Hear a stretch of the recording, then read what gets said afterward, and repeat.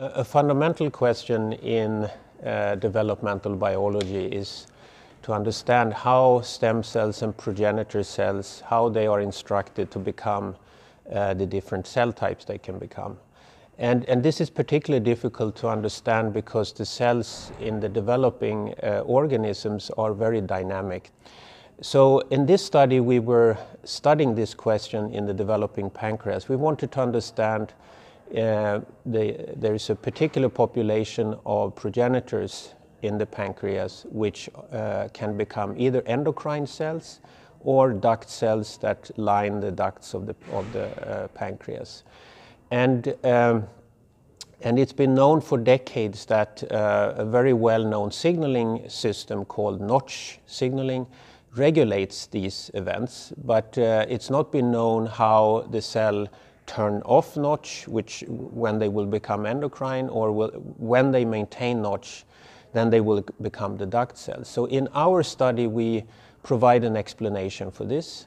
So we show that it's really the extracellular matrix, which is the proteins in the connective tissue surrounding the cells, that dictates these fate decisions.